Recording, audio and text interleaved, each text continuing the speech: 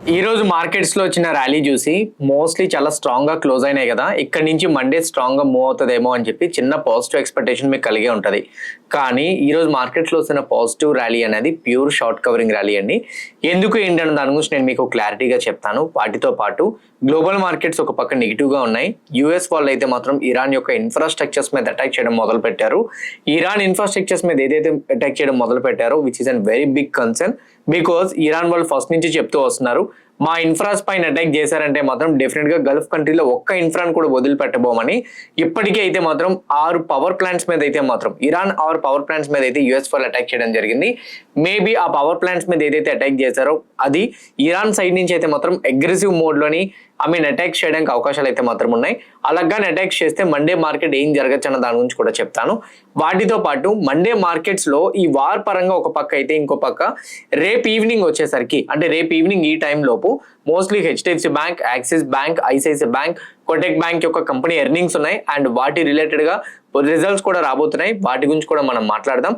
వీటితో పాటు Trump India పైన 100% టారిఫ్ ని విధించమని చెప్తే దానికి రిలేటెడ్ గా బిల్ కోసం మనకి పార్లమెంట్స్ ఎట్లా ఉంటాయి, వాళ్ళకి సెనెట్ కూడా ఉంటుంది కదా. హౌస్ సెనెట్ లో పాస్ చేయడానికి ఫస్ట్ సెనెట్ లో పాస్ చేస్తే 60 మెంబర్స్ అయితే మాత్రం ఇండియాకి అగేన్స్ట్ గా ఓట్ చేశారు.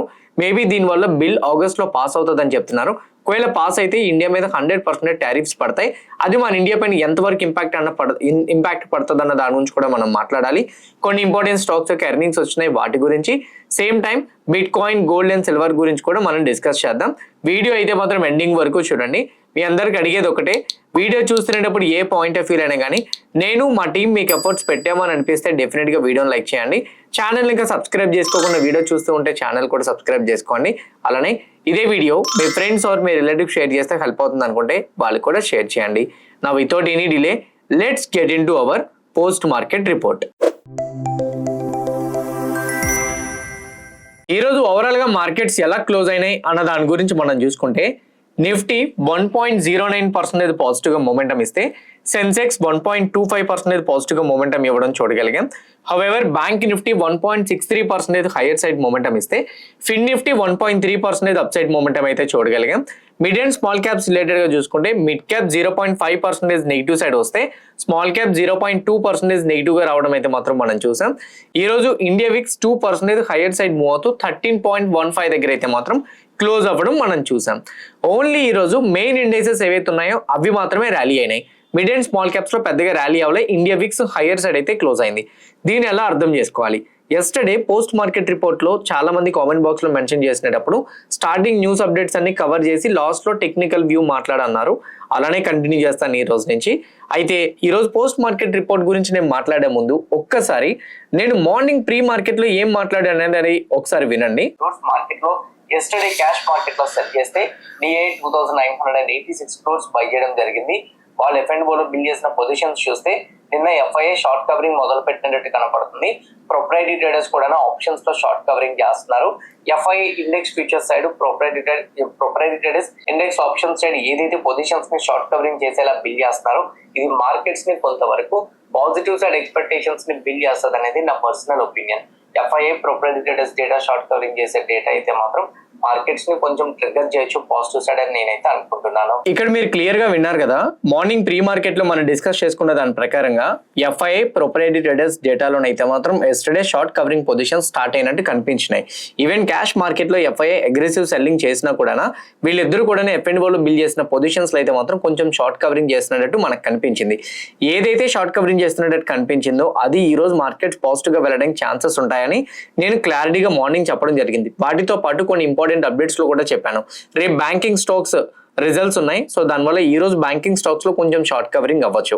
That is the second reason. అలానే మండే వచ్చేసరికి పార్లమెంట్ లో మోస్ట్లీ మాన్సూన్ రిలేటెడ్ గా సెషన్ స్టార్ట్ అవుతున్నాయి. మాన్సూన్ సెషన్ స్టార్ట్ అవుతున్నాయి కాబట్టి కొన్ని ఇంపార్టెంట్ బిల్స్ ఉన్నాయి. అవి మండే ఎప్పుడు అవడానికి ఛాన్సెస్ ఉన్నాయి. సో దానివల్ల మండే కూడా మార్కెట్ లో ఆ బిల్స్ పాస్ అయితే మాత్రం ఈ రోజు ముందుగానే షార్ట్ కవరింగ్ మనం చూస్తాం. అందుకే వీకెండ్ లో ఏ పొజిషన్స్ కూడా షార్ట్ పొజిషన్స్ క్యారీ చేయకుండా షార్ట్ కవరింగ్ చేయడానికి ప్రాబబిలిటీస్ ఉంటాయని మార్నింగ్ డిస్కస్ చేసుకున్నాం. ఎగ్జాక్ట్లీ నేను చెప్పిన దాని ప్రకారంగా, అంటే కన్ఫామ్ గా నేను చెప్పిందని క్లెయిమ్ చేయడానికి నేను మాట్లాడట్లేదండి. అంటే కొన్ని అప్డేట్స్ రిలేటెడ్ గా ఏదైతే మొమెంటం వచ్చిందో నేను మీకు లైవ్ లో చూపిస్తే అర్థమవుతుందని చెప్తున్నా. ఈ రోజు చూడండి, majority of the banking stocks అన్ని పాజిటివ్ గా మూవ్ అయినాయి. HDFC bank 1.4, ICICI bank 1.8, Kotak bank 3.3, axis bank 1.6, ఇలా బ్యాంకింగ్ స్టాక్స్ అన్ని స్ట్రాంగ్ మొమెంటం వచ్చినాయి. Okay, this is the first reason. Second one వచ్చేసరికి ఇంకోటి ఏంటంటే మాన్సూన్ సీజన్ స్టార్ట్ అవుతున్నాయి కదా మండే నుంచి క్యాబినెట్ లో. సో పార్లమెంట్ లో వచ్చేసరికి మండే నుంచి మాన్సూన్ సీజన్స్ ఏవైతే స్టార్ట్ అవుతున్నాయో దానికి రిలేటెడ్ గా కొన్ని ఇంపార్టెంట్ బిల్స్ ఉన్నాయి. ఆ బిల్స్ గురించి కూడా మార్నింగ్ మనం ప్రీ మార్కెట్ అనాలిసిస్ లో మాట్లాడుకున్నాం. ఎంఎస్ఎంఈ రిలీఫ్ గురించి, FIA tax benefits, FCRA reforms గురించి, ఇవి కానీ పాస్ చేయగలిగితే కొంతవరకు బెనిఫిట్ ఉంటుందని మనం మాట్లాడుకున్నాం. వాటికి రిలేటెడ్ గా కొంత షార్ట్ కవరింగ్ మూమెంటం చూసాం. అలానే ఈ రోజు విప్రో టెక్ మహీంద్రా ఎర్నింగ్స్ లోని టెక్ మహీంద్రా ఎర్నింగ్స్ అయితే మాత్రం కొంచెం పాజిటివ్ గా వచ్చినాయి. విప్రో ఎర్నింగ్స్ కూడా మార్జిన్స్ ప్రెజర్ ఉన్నా కూడా సమ్వాట్ మేనేజ్మెంట్ గైడెన్స్ లోని టోటల్ ఆర్డర్ వాల్యూలో కూడా వాళ్ళు విన్ అయింది, కొంచెం పాజిటివ్ అప్డేట్ ఇచ్చారు. సో అందువల్ల విప్రో కూడా అంత నెగిటివ్ గా అయితే మాత్రం వచ్చినట్టు మనకు కనిపించలేదు. సో ఓవరాల్ గా డేటా పరంగా మనం క్యాలిక్యులేట్ చేసుకుంటే, మొత్తం డేటాను ఒకసారి కనెక్ట్ చేసుకొని మనం మాట్లాడుకుంటే ఈ రోజు వచ్చింది ప్యూర్ షార్ట్ కవరింగ్ అని అర్థమవుతుంది. రేపు బ్యాంకింగ్ స్టాక్స్ ఎర్నింగ్స్ ఉన్నాయి. First one. Second one Monday bill pass అవుతుందేమో అనే reason. Third one weekend. So obviously 3 reasons వల్ల మార్కెట్ లో ఫస్ట్ షార్ట్ కవరింగ్ మూమెంటం ఇస్తుందని మనకు అర్థమైంది. రెండోది ఇంకోటి ఏంటో తెలుసా, మార్కెట్ లో వచ్చింది కేవలం షార్ట్ కవరింగ్ మూమెంటేమో అనేది చెప్పడానికి. సో మెయిన్ పాయింట్, ఈ రోజు ఇండియా విక్స్ మార్కెట్ పాజిటివ్ గా మూవ్ అయినా విక్స్ 2% అప్ సైడ్ మూవ్ అయింది. ఇంకోటి ఏంటంటే mid and small caps recovery అవ్వలేదు, మిడ్ క్యాప్ స్మాల్ క్యాప్స్ కూడా రికవరీ అవ్వలేదు. కాబట్టి నా ఒపీనియన్ ప్రకారం అయితే మాత్రం ఈ రోజు వచ్చింది ప్యూర్ షార్ట్ కవరింగ్ అని అనుకుంటున్నా. సో ఎందుకు మార్కెట్ పాజిటివ్ సైడ్ వెళ్ళింది నమ్మద్దు అని నేను మీకు చెప్తున్నాను తెలుసా, దానికి 2 కారణాలు ఉన్నాయి. ఒకటి, గ్లోబల్ మార్కెట్స్ అన్ని నెగిటివ్ గా ఉన్నాయి. డౌ జోన్స్ చూడండి 293 పాయింట్స్ నెగిటివ్ లో ట్రేడ్ అవుతుంది. నాస్డాక్ ఏమో 468 పాయింట్స్ నెగిటివ్ లో ట్రేడ్ అవుతుంది. క్రూడ్ ఆయిల్ 2% పెరిగింది, బ్రెంట్ ఆయిల్ 2% పెరిగింది. Crude oil WTI 2.42% up side move అవడం అయితే మాత్రం మనం చూసాం. యూరోపియన్ ఫ్యూచర్స్ నెగిటివ్ లో ట్రేడ్ అవుతున్నాయి.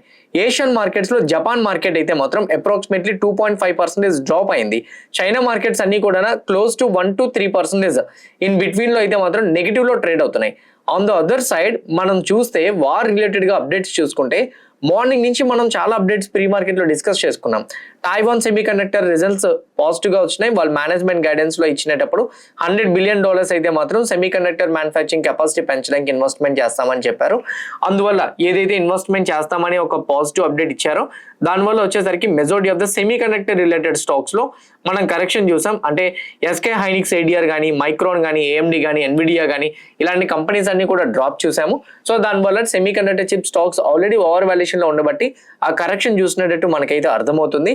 దాని తర్వాత వార్ పరంగా మనం చెక్ చేసుకుంటే యుఎస్ వాళ్ళు ఇరాన్ బ్రిడ్జెస్ పైన అటాక్ చేస్తామని మార్నింగ్ వార్నింగ్ అయితే మాత్రం ఇచ్చారు. దాని తర్వాత ఇరాన్ వాళ్ళు ఇంకో అప్డేట్ కూడా ఇచ్చారు. వాళ్ళు ఏం చెప్పారు, హౌదీస్ కి ఒకవేళ కానీ ఇరాన్ యొక్క ఇన్ఫ్రా మీద యుఎస్ వాళ్ళు అటాక్ చేయడం మొదలు పెడితే రెడ్ సీన్ ఆపేయండి అని చెప్పారు. రెడ్ సీన్ కంప్లీట్ గా క్లోజ్ చేయండి అని చెప్పారు. ఇప్పటికే స్ట్రైట్ ఆఫ్ హార్మోజ్ ని క్లోజ్ చేస్తారు ఇరాన్ వాళ్ళు. రెడ్ సీని ఒకవేళ కానీ MN వాళ్ళు కానీ క్లోజ్ చేస్తే మాత్రం డెఫినెట్ గా ఇది ఇంకో పక్క ఇంపార్టెంట్ ఎక్స్పోర్ట్స్ ని ఇంకా ఎక్కువగా ట్రిగర్ చేయడానికి ఛాన్స్ ఉంటాయి.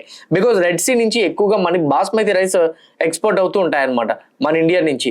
సో మన ఇండియా నుంచి బాస్మతి రైస్ అటు ఎక్స్పోర్ట్ అవుతుంటాయి కాబట్టి ఒకవేళ రెడ్ సీ కూడా బ్లాక్ అయితే మాత్రం అది ఒక పక్క మన మార్కెట్స్ కి నెగిటివ్ గా మారే అవకాశాలు కూడా ఉంటాయి. సో ఈ రెండు కూడా మేబీ మార్కెట్స్ ని నెగిటివ్ గా ట్రిగర్ చేయొచ్చు ఒకవేళ కానీ రెడ్ సీ కూడా బ్లాక్ చేస్తే మాత్రం. ఆన్ ద అదర్ సైడ్ ఇంకో అప్డేట్ కూడా ఉంది. అదేంటి అని అంటే మన మార్కెట్స్ ట్రేడ్ అవుతునేటప్పుడు ఈ రోజు యుఎస్ వాళ్ళు మన మార్కెట్ అవర్స్ లో అయితే మాత్రం ఇరాన్ పైన అటాక్స్ చేసినట్టు కనపడుతున్నాయి. ఆ అటాక్స్ లో సివిలియన్ ఇన్ఫ్రాస్ అంటే సింపుల్ చెప్పాలంటే సివిలియన్ అంటే నార్మల్ పీపుల్ అంటే మనము సామాన్యమైన ప్రజలు నివసిస్తున్న ప్లేసెస్ ఏవైతే ఉన్నాయో వాటి మీద అటాక్ చేసినట్టు. వాటి మీద అటాక్ చేయడం అని అంటే హౌస్ మీద అటాక్ చేయరు.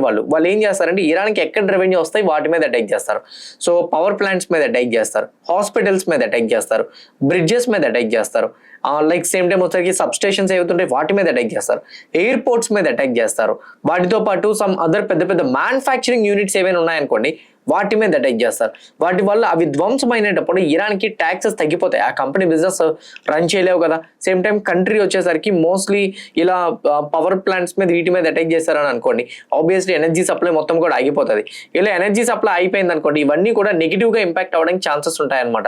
అప్పుడు ఇరాన్ ఎకానమీ దెబ్బతింటది. ఇరాన్ ఎకానమీ దెబ్బతింటే ఆటోమేటిక్ గా ఇరాన్ కొంచెం డౌన్ అవుతుంది అని చెప్పి యుఎస్ ప్లాన్ అనమాట. అయితే ఇరాన్ వాళ్ళు దీనికి బదులుగా ఒక సమాధానం అయితే మాత్రం ఇచ్చారు. ఈ రోజు నైట్ లోపు గల్ఫ్ కంట్రీస్ లో ఉన్న ఇన్ఫ్రాస్ పైన అయితే మాత్రం మేము అటాక్ చేయడం మొదలు పెడతామని చెప్తున్నారు. సో నేను మార్కెట్లో షార్ట్ కవరింగ్ మూమెంటం అని స్ట్రాంగ్గా బిలీవ్ చేయడానికి 2 రీజన్స్లో ఫస్ట్ రీజన్ ఇదేనండి.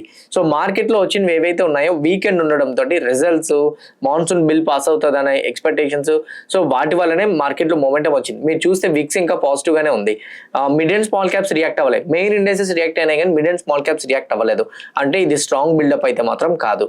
సో ఇంకో పాయింట్ పరంగా మాట్లాడుకుంటే ఈ వార్ సిచ్యువేషన్స్ ప్రకారంగా అటాక్స్ అనేది ఇంకా కంటిన్యూ అవుతున్నాయి కాబట్టి మేబీ నా ఒపీనియన్ అయితే మాత్రం ఈ 2 డేస్లో, నెక్స్ట్ 2 డేస్లో కానీ ఒకవేళ ఇరాన్ గల్ఫ్ కంట్రీస్లో ఉన్న ఆయిల్ రిఫైనరీస్ మీద, సేమ్ టైం గ్యాస్ ఫెసిలిటీస్ పైన, ఎయిర్పోర్ట్స్ పైన అటాక్ చేయడం మొదలు పెట్టింది అని అంటే మాత్రం అది బిగ్గెస్ట్ కన్సర్న్ అండి. క్రూడ్ ఆయిల్ మండేకి 100కి టచ్ అయినా మనం ఆశ్చర్యపోవాల్సిన అవసరం లేదు. ఒకవేళ కానీ 100కి టచ్ చేస్తే మాత్రం మన మార్కెట్లో కొంతవరకు నెగిటివ్ సైడ్ డ్రాప్ చూడడానికి అవకాశాలు అయితే మాత్రం ఎక్కువగా ఉంటాయి. ఈ పాయింట్ మాత్రం నెక్స్ట్ 2 డేస్ బాగా ట్రాక్ చేయండి. This is the first point we have to understand. Second point ఇంకోటి ఏంటంటే మనకి రేపు ఈవినింగ్ అయితే మాత్రం ఎర్నింగ్స్ ఉన్నాయి.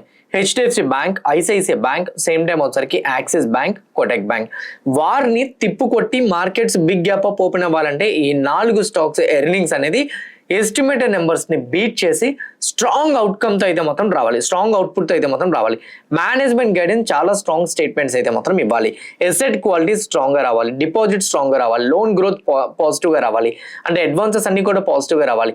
ఇవన్నీ పాజిటివ్ గా వస్తే మాత్రం యుద్ధం ఎంత జరిగినా కూడా మండే గ్యాప్ అప్ ఓపెన్ అవడానికి అవకాశాలు ఎక్కువగా ఉంటాయి. అంటే వార్ ఎలా అటాక్ జరిగినా కూడా బ్యాంక్ నిఫ్టీలో గ్యాప్ అప్ ఓపెన్ అవుతుంది, మేబీ నిఫ్టీ న్యూట్రల్ గా ఓపెన్ అవడానికి ఛాన్స్ అయితే మాత్రం ఉంటుంది. సో ఈ 2 పాయింట్స్, ఒకటి వార్ పరంగా వచ్చేసరికి ఇన్ఫ్రాస్ పైన అటాక్ జరుగుతుంది, 2 వచ్చేసరికి రేపు ఎర్నింగ్స్ అయితే అవ్వచ్చు. ఒకవేళ నెగిటివ్ అయితే ఈ రోజు వచ్చిన పాజిటివ్ మూమెంటం అంతా కూడా మండే క్రాష్ అయిపోతుందా? ఓకే, ఒకవేళ పాజిటివ్ అనుకోండి, పాజిటివ్ అయితే రేపు పాజిటివ్గా కానీ ఎర్నింగ్స్ వచ్చినాయి అనుకోండి, మండే గ్యాప్ అప్ కనపడుతుంది. ఒకవేళ నెగిటివ్ అయితే మేబీ నెగిటివ్ సైడ్ వచ్చే ఛాన్స్ కూడా ఉంటుంది కదా. సో ఈ రోజు వచ్చిన కంప్లీట్ మూమెంటం ఏదైతుందో టర్న్ అయిపోతుంది కదా. సో అందుకు చెప్తున్నా అనమాట, ఆల్రెడీ ఇరాన్ వాళ్ళు ఏసీస్ని చాలా తక్కువ యూజ్ చేయమని చెప్తున్నారు. ఎందుకంటే ఇరాన్లో 38 degrees టెంపరేచర్ ఉందంట. సో ఇరాన్లో 30 degrees temperature like hot environment అక్కడ ఉంది. బట్ కాకపోతే మీరు ఏసీస్ని కంటిన్యూస్గా యూజ్ చేస్తే పవర్ ప్లాంట్కి షార్టేజెస్ వస్తాయి. సో పవర్ ప్లాంట్స్కి ఇప్పుడు ప్రెసెంట్ రైట్ నౌ అయితే మాత్రం అటాక్స్ చేస్తున్నారు, ఇన్ఫ్రాస్ కొంచెం దెబ్బతింటున్నాయి. ఈ టైంలోని పవర్ని కొంచెం జాగ్రత్తగా యూజ్ చేసుకోండి అని చెప్పేసి ఒక పక్క ఇరాన్ వాళ్ళు అయితే మాత్రం లోకల్లో వాళ్ళ కంట్రీలో ఉన్న ప్రజలు ఎవరైతే ఉన్నారో వాళ్ళందరికీ కూడా కొంచెం ఎమర్జెన్సీ థ్రెట్ రూపంలో కొన్ని మెసేజెస్ అయితే మాత్రం ఇస్తున్నారు. బట్ కాకపోతే ఇప్పటికీ కూడా ఈ థ్రెట్ అనేది ఎంతవరకు వెళ్తుంది అనేది ఎవరికి కూడా ఆలోచన లేదు. ఒకవేళ కానీ ఇది కొంచెం సివియర్ అయితే మాత్రం మార్కెట్స్ని కొంచెం నెగిటివ్గా ఇంపాక్ట్ చేస్తుంది. వీటితో పాటు రిజల్ట్స్ కూడా నెగిటివ్గా ఉన్నాయనుకోండి, మండే మార్కెట్ క్రాష్ అవుతాయి. Okay, trust me. ఈ 2 days ఇలానే ఇన్ఫ్రాస్ పైన అటాక్స్ కంటిన్యూ అయితే వాటితో పాటు బ్యాంకింగ్ స్టాక్స్ ఎర్నింగ్స్ రేపుగా నెగిటివ్గా ఉంటే రేపు మార్కెట్ గ్యాప్ డౌన్ ఓపెన్ అవుతుంది, అంటే మండే గ్యాప్ డౌన్.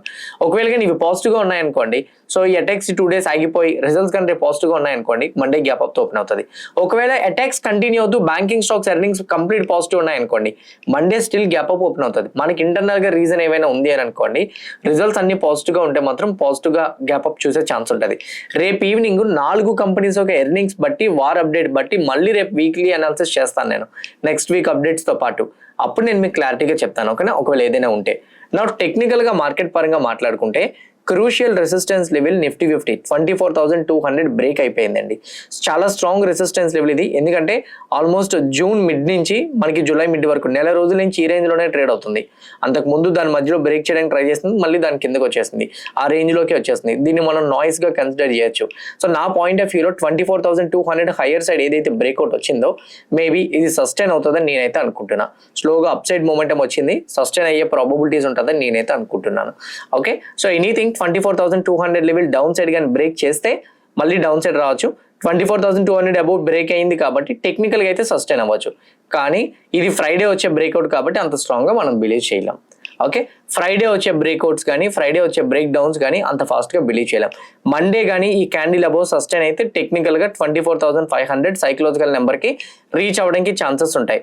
ఒకవేళ కానీ మండే కానీ 2 days హై అబోవ్ గానీ సస్టైన్ అవ్వలేకపోతే మాత్రం 24,200 రీటెస్ట్ చేయడం కోసం ఇది సపోర్ట్ లెవెల్ గా కన్వర్ట్ అవుతుంది. ఇది కూడా బ్రేక్ అయితే డిక్లైన్ అవడానికి ఛాన్స్ ఉంటుంది. when it comes to Sensex కి 77,650 అనేది ఇంపార్టెంట్ సపోర్ట్ లెవెల్. ఎనీథింగ్ ఈ 77,650 ఏదైతే ఉందో ఈ 650 లెవెల్ గానీ ఒకవేళ రీటెస్ట్ చేసుకొని పైకి వెళ్తే మనం పాజిటివ్ సైడ్ చూడొచ్చు. లేదనుకుంటే మాత్రం ఇక్కడే కన్సాలిడేషన్ అవుతూ స్లోగా 78,500 వరకు చూడొచ్చు. Okay, so 77,640 down side break అవ్వకపోతే మాత్రం స్లోగా నెక్స్ట్ రెసిస్టెన్స్ లెవెల్ 78,500 వరకు ఈజీగా మనం చూసే ఛాన్స్ అయితే మాత్రం ఉంది. ఇది మార్కెట్స్ రిలేటెడ్ గా టెక్నికల్ వ్యూ. బట్ నేనైతే మాత్రం ఈ రోజు వచ్చే పాజిటివ్ మొమెంటమ్ ని ట్రస్ట్ చేయాలని అనుకోవట్లేదు. ఇది నా ఫైనల్ వ్యూ అయితే మాత్రం. Okay, now when it comes to the bit coin, gold and silver గురించి మనం మాట్లాడుకుంటే బిట్ కాయిన్ అయితే మాత్రం కరెంట్లీ 63,200 దగ్గర ట్రేడ్ అవుతుంది. మనం అనుకున్నాం రెసిస్టెన్స్ లెవెల్ దగ్గరికి వెళ్ళింది, రెసిస్టెన్స్ లెవెల్ దగ్గర నుంచి కొంచెం డిప్ అవడం స్టార్ట్ అవుతుందని. స్లోగా ఒకవేళ కానీ అలానే డిప్ అవడం కంటిన్యూ అయితే మాత్రం 62,000 వరకు మనం డిక్లైన్ చూడొచ్చు. ఎనీథింగ్ ఈ 62,000 లెవెల్ కానీ బ్రేక్ చేస్తే మాత్రం డౌన్ సైడ్ 60,000 వరకు ఫాల్ చూసే ఛాన్సెస్ ఉంటాయి. ఒకవేళ కానీ 62,000 లెవెల్ డౌన్ సైడ్ కానీ బ్రేక్ అవ్వకపోతే 60,000 వరకు ఫాల్ చూసే ఛాన్సెస్ అయితే మాత్రం తక్కువ. సో మేబీ నా ఒపీనియన్ ప్రకారంగా అయితే మాత్రం 62,000 ని రీటెస్ట్ చేసి అయితే బౌన్స్ అవ్వచ్చు, లేకపోతే మాత్రం 62,000 ని బ్రేక్ చేసి 60,000 వరకు రావచ్చు. ఈ రోజు యుఎస్ మార్కెట్స్ ఓపెన్ అయిన తర్వాత నెగిటివ్ మొమెంటం కంటిన్యూ చేస్తే స్లోగా బిట్ కాయిన్ 62,000 వరకు వచ్చేస్తుందని నేనైతే అనుకుంటున్నా. అది కూడా బ్రేక్ చేస్తే 60,000 వరకు రావచ్చు. అది బ్రేక్ చేయకపోతే మాత్రం 60,000 వరకు రాదు. 62,000 దగ్గరికి స్టాప్ అయ్యి రేపు ఎల్లుండు ఇక్కడ నుంచి కొంచెం రికవరీ చూడడానికి ప్రాబబిలిటీస్ ఉంటాయి అనేది నా పర్సనల్ ఒపీనియన్. బిట్ కాయిన్ తో పాటు గోల్డ్ పరంగా మాట్లాడుకుంటే గోల్డ్ లో వీక్ మొమెంటం కంటిన్యూ అవుతుందని అనుకుంటున్నా. ఎందుకంటే క్రూడ్ ఆయిల్ ఈ రోజు ఒక 2% స్పైక్ అయింది. అటాక్స్ చూస్తే స్లోగా ఎస్కలేట్ అవుతున్నాయి. సో టెన్షన్స్ పెరుగుతున్నాయి కాబట్టి నా ఒపీనియన్. సో గోల్డ్ అయితే మాత్రం 3,965 లెవెల్ సైకలాజికల్ గా కానీ బ్రేక్ చేయగలిగితే ఫర్దర్ గా డిక్లైన్ కనిపించే ప్రాబబిలిటీస్ ఉంటాయి అనేది నా opinion. But it comes to the silver related గా ఎస్టర్డే ఆల్మోస్ట్ మనకి సపోర్ట్ లెవెల్ బ్రేక్ చేసేసింది, విచ్ ఇస్ 56.5. నా దీని బిలోనే ఆల్మోస్ట్ సిల్వర్ సస్టైన్ అవుతుంది కాబట్టి మేబీ సిల్వర్ రిలేటెడ్ గా 50 వరకు మనం డిక్లైన్ చూడడానికి ప్రాబబిలిటీస్ ఉంటాయి అనేది నా opinion. Gold, silver, bit coin లో మీరు యాక్టివ్ గా ట్రేడ్ చేద్దాం అనుకుంటే మాత్రం కింద కామెంట్ బాక్స్ లో నేను డెల్టా ఎక్స్చేంజ్ రెఫరల్ లింక్ ఇస్తున్నా. ఆ లింక్ క్లిక్ చేసి కానీ మీరు అకౌంట్ ఓపెన్ చేసుకోగలిగితే మేబీ నా పర్సనల్ ఒపీనియన్ ప్రకారంగా అయితే మాత్రం మీరు ఒకవేళ కానీ అకౌంట్ ఓపెన్ చేసుకోగలిగితే మేబీ మీకు వచ్చేసరికి ఫస్ట్ యాక్సెస్ ఏంటంటే యుఎస్ స్టాక్స్ కూడా యాక్సెస్ వస్తుంది. డెల్టాలోని రీసెంట్ గా యుఎస్ స్టాక్స్ ని కూడా ఇన్వెస్ట్మెంట్స్ చేసుకోవడానికి ఛాన్స్ అయితే మాత్రం ఇచ్చారు. సో దానివల్ల mostly bit coin, gold, silver, US stocks వీటన్నిటిలో కూడా ట్రేడ్ చేసుకోవచ్చు. ఎక్స్పైరీ ఉండదు, లెవరేజ్ ఉంటుంది. సేమ్ టైం వచ్చేసరి 24/7 ట్రేడింగ్ అయితే మాత్రం మీరు చేసుకోవచ్చు. ఇది మేజర్ గా ఉన్న బెనిఫిట్. ఇది నా ఒపీనియన్ అయితే మాత్రం. హోప్ ఎవరైనా కానీ డెల్టా అకౌంట్ ఓపెన్ చేసుకోలేకపోతే మాత్రం కింద నేను పిన్ చేసిన లింక్ ఏదైతే ఉందో ఆ లింక్ క్లిక్ చేసి మీరు అకౌంట్ ఓపెన్ చేసుకోండి. మీకైతే మాత్రం హెల్ప్ అవుతుంది. నా ఇంకోటి ఏంటి అంటే స్టాక్స్ పరంగా మనం మాట్లాడుకుంటే స్టాక్స్ గురించి మాట్లాడే ముందు ఇంకో అప్డేట్ చెప్పాలి. ట్రంప్ ఇంకో ప్లాన్ కూడా ఇస్తున్నారు. ఇది పాస్ అయితే ఇది కూడా మన ఇండియాకి నెగిటివ్. ట్రంప్ అయితే మాత్రం 100% టారిఫ్ ని మన ఇండియా పైన విధించాలనుకుంటున్నారు. Not only India, China, Slovakia and Hungary and అలానే అజర్బైజాన్ అని చెప్పేసి ఒక 5 కంట్రీస్ ఉన్నాయి. ఈ కంట్రీస్ రష్యా దగ్గర నుంచి అగ్రెసివ్ గా ఆయిల్ కొంటున్నాయి. అయితే మనం ఆయిల్ ఇప్పుడు కాదండి ఎప్పటి నుంచో కొంటున్నాం. రష్యా ఉక్రెయిన్ విషయంలోని మాట వినట్లేదని చెప్పి రష్యా దగ్గర నుంచి ఆయిల్ కొనే వాళ్ళ మీద శాంక్షన్ విధిస్తానని యుఎస్ వాళ్ళు చెప్పారు. యుఎస్ ఇరాన్ యుద్ధం జరిగినప్పుడు రష్యా దగ్గర నుంచి ఆయిల్ కొనుక్కోండి, ఇరాన్ వాళ్ళు స్ట్రైట్ ఆఫ్ హార్మోన్స్ ని బ్లాక్ చేశారు. సో ఈ శాంక్షన్స్ అనేది అమల్లోకి రావు అని చెప్పి యుఎస్ వాళ్ళే చెప్పారు. 90 రోజులు టైం ఇచ్చారు రష్యాకి. అంటే 90 రోజులు ఫస్టే ఇచ్చేయలేదు. ఫస్ట్ 30 ఇచ్చారు, తర్వాత 15 రోజులు ఎక్స్టెండ్ చేశారు, మళ్ళీ 40 రోజులు ఎక్స్టెండ్ చేశారు, అలా చేశారు. ఓకే, బాగానే ఉంది. దాని తర్వాత ఎక్స్టెండ్ చేయకపోవడంతో రష్యా వాళ్ళ దగ్గర ఆయిల్ ఇంకా కొంటున్నారు కాబట్టి మన India almost 34% crude oil Russia దగ్గర నుంచి ఎక్స్పోర్ట్ చేసుకుంటుంది. సో ఇంకా మనం కొంటున్నామని చెప్పి రష్యా వాళ్ళు చెప్తున్న దాని ప్రకారం ఏంటంటే రష్యా వాళ్ళు చెప్తున్న దాని ప్రకారంగా ఇండియా దగ్గర నుంచి మేము కూడా పెట్రోల్ డీజిల్ కొనుక్కుంటున్నామని చెప్తున్నారు. వాళ్ళకి తిరిగి మనం పెట్రోల్ డీజిల్ ఇస్తున్నాము, క్రూడ్ ఆయిల్ ఏమో వాళ్ళ దగ్గర నుంచి మనం తీసుకుంటున్నామని యుఎస్ లో ట్రంప్ అయితే మాత్రం ఇలా కాదు.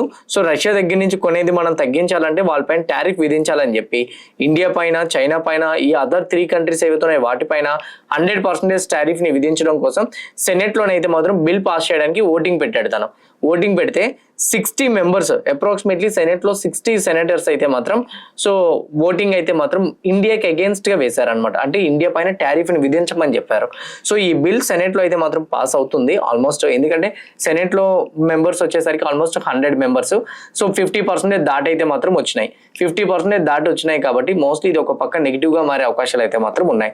సో నా ఒపీనియన్ ప్రకారంగా అయితే మాత్రం మార్కెట్స్ రిలేటెడ్ గా అయితే మాత్రం మేబీ ఈ 100% టారిఫ్ గన్ పాస్ ఆన్ అయితే మాత్రం ఇండియా మీద ఇంకొంచెం ప్రెజర్ తీసుకొచ్చే ఛాన్సెస్ ఉంటాయి. Let's wait and see. ఇంకా హౌస్ లో కూడా పాస్ అవ్వాలి. హౌస్ లో పాస్ అయితే మాత్రం ఇది నెగిటివ్ గా మారచ్చు.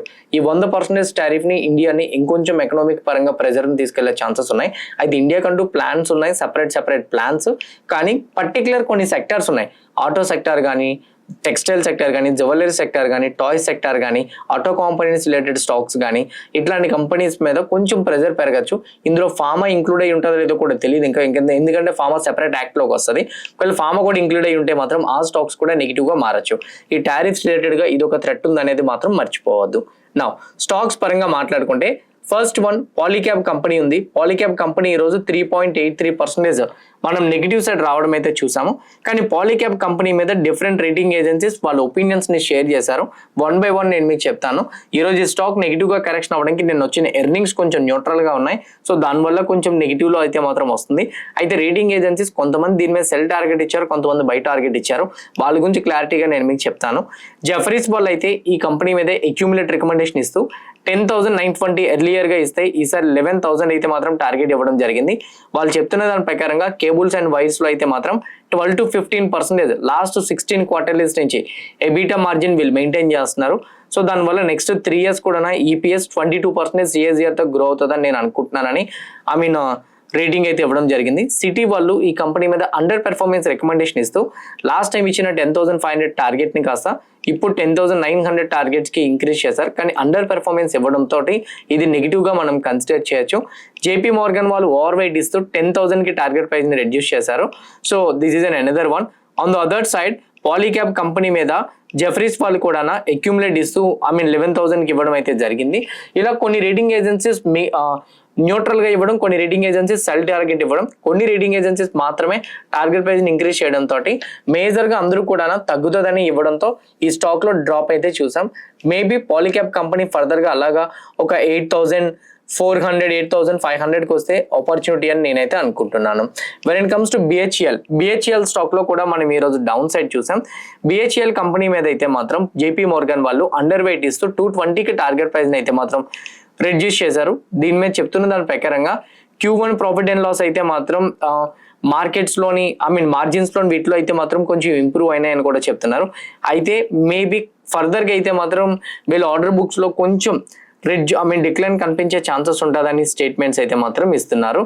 అండ్ అంతేకాదు సిఎల్ఎస్ఏ వాళ్ళు అండర్ పెర్ఫార్మెన్స్ ఇస్తూ 306 కి టార్గెట్ ప్రైస్ ని రెడ్యూస్ చేస్తారు. అంటే రీసెంట్ డేస్ లో బాగా పెరిగిందని ఈ కంపెనీ మీద majority of the rating agencies అందరూ కూడా డౌన్ సైడ్ రేటింగ్ ఇవ్వడం అయితే మాత్రం జరిగింది. హెచ్ఆర్ మోటార్స్ కంపెనీలో ఈరోజు స్ట్రాంగ్ హైయర్ సైడ్ మొమెంటం చూసాం కదా.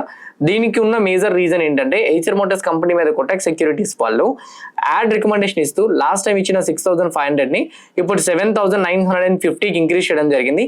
వాళ్ళు చెప్తున్న దాని ప్రకారంగా అయితే మాత్రం గ్రోత్ కంపెనీలో కనపడుతుందని, నియర్ టర్మ్ అయితే మాత్రం కంపెనీలో డిమాండ్ కనిపించే ప్రాబబిలిటీస్ ఉంటాయని, లాంగ్ రన్ లో అయితే మాత్రం మోస్ట్లీ కంపెనీ రిలేటెడ్ గా అయితే మాత్రం స్ట్రాంగ్ స్టాండర్డ్స్ మెయింటైన్ చేసే ఛాన్సెస్ ఉంటాయని, 250cc అయితే మాత్రం మోస్ట్లీ కంపెనీలో వెహికల్స్ లాంచ్ అవడానికి అవకాశాలు ఉంటాయని కూడా చెప్తున్నారు. నెక్స్ట్ 3 years లో అయితే మాత్రం ఈపీఎస్ 5 to 7% గ్రో అవచ్చు అని అప్డేట్ కూడా ఇస్తున్నారు అనమాట. విప్రో రిలేటెడ్ కంపెనీ రిలేటెడ్ గా ఎర్నింగ్స్ పరంగా చూసుకుంటే ఈ రోజు ఈ స్టాక్ లో 1.5% నెగిటివ్ సైడ్ డ్రాప్ అయితే చూసాం. కంపెనీ ఎర్నింగ్స్ పరంగా చూసుకుంటే 22,135 నుంచి 24,479 క్వార్టర్ అండ్ క్వార్టర్ లో టాప్ లైన్ మంచిగా ఇంప్రూవ్ అయింది. మార్జిన్స్ అయితే 19% మెయింటైన్ అవుతున్నాయి. లాస్ట్ టైం తో కంపేర్ చేసుకుంటే ఈసారి మార్జిన్స్ లో కొంచెం డ్రాప్ వచ్చింది క్వార్టర్ అండ్ క్వార్టర్ లో. ఇయర్స్ పరంగా చూసుకుంటే గత 16 క్వార్టర్లీస్ నుంచి విప్రోలో మార్జిన్ ప్రెజర్ ఉందని క్లియర్ గా జెఫరీస్ వాళ్ళు మెన్షన్ చేసి చెప్తున్నారు. అంతేకాదు నియర్ టర్మ్ లో అంటే బాటమ్ లైన్ కూడా వీళ్ళు చూడండి ఆల్మోస్ట్ న్యూట్రల్ గా ఇచ్చారు. అంతేకాదు నియర్ టర్మ్ లో విప్రో రిలేటెడ్ గా అయితే మాత్రం ఇలానే హెడ్ వైన్స్ కనిపించే ప్రాబబిలిటీస్ ఉంటాయని కూడా చెప్తున్నారు. అయితే విప్రో కంపెనీ రిజల్ట్స్ రాకముందే చాలా వరకు కరెక్షన్ అయ్యి ఉండడం, ఇప్పటికే ఐటీ స్టాక్ లో హెవీగా ఫాలో అయ్యి ఉండడం తోటి ఈ కంపెనీ కన్సల్టేషన్ ఫేజ్ లో ఉంటారు కానీ క్రాష్ ఫేజ్ లోకి వెళ్ళడానికి తక్కువ ఛాన్సెస్ ఉంటాయని రేటింగ్ ఏజెన్సీస్ చెప్పడంతో ఈ కంపెనీలో ఫర్దర్ గా డ్రాప్ రాకుండా అయితే మాత్రం మనం చూడగలిగాం. టెక్ మహీంద్రా కంపెనీలోని అప్రాక్సిమేట్లీ మనం 4.5% హయ్యర్ సైడ్ మొమెంటం అయితే చూసాం. టెక్ మహీంద్రా రిలేటెడ్ గా అయితే మాత్రం కంపెనీ ఎర్నింగ్స్ చూసుకుంటే లాస్ట్ టైం చూడండి 13,300 51 crores అయితే ఈసారి 15,712 crore టాప్ లైన్ అయితే ఇంప్రూవ్ అయింది. బాటమ్ లైన్ 1129 crore నుంచి 1486 crore. బాటమ్ లైన్ కూడా ఇయర్ ఆన్ ఇయర్ లో ఇంప్రూవ్ అయింది, క్వార్టర్ అండ్ క్వార్టర్ లో ఇంప్రూవ్ అయింది. ఆపరేటింగ్ ప్రాఫిట్ మార్జిన్ 14% నుంచి 17% కి ఇంప్రూవ్ అయింది. ఇది టెక్ మహీంద్రాకి ఒక పక్క మనం పాజిటివ్ గా తీసుకోవచ్చు. On the other side tech Mahindra related గా అయితే మాత్రం సిటీ వాళ్ళు ఈ కంపెనీ మీద సెల్ రికమెండేషన్ ఇస్తూ 1220 ఇచ్చిన ఎర్లియర్ టార్గెట్ ని ఈసారి 1345 కి ఇంక్రీజ్ చేశారు. రికమెండేషన్ సెల్ ఇచ్చిన టార్గెట్ ప్రైస్ ని కొంచెం ఇంక్రీజ్ చేశారు. అయితే ఆ పర్టికులర్ ప్రైస్ దగ్గర నుంచి మేబీ డిప్ అవ్వచ్చు అనే ఛాన్సెస్ ఉండేటట్టు అయితే మాత్రం వీళ్ళు చెప్తున్నారు. Q1 పాజిటివ్ గా ఉన్న టెక్ మహీంద్రా అయితే మాత్రం పీర్ కంపేర్ అంటే కాంపిటేటివ్ కంపెనీస్ తో చూసుకుంటే 20 to 40% ప్రీమియం తో ట్రేడ్ అవుతుందని చెప్తున్నారు. అంటే వేరే కంపెనీస్ తో కంపేర్ చేసుకుంటే ఇది ఒక 20 to 40% ప్రీమియం తో ట్రేడ్ అవుతుందని చెప్తున్నారు. కానీ టెక్ మహీంద్రా మీద సమ్ అదర్ రేటింగ్ ఏజెన్సీస్ కూడా కొంచెం పాజిటివ్ గానే టార్గెట్స్ ఇవ్వడం జరిగింది.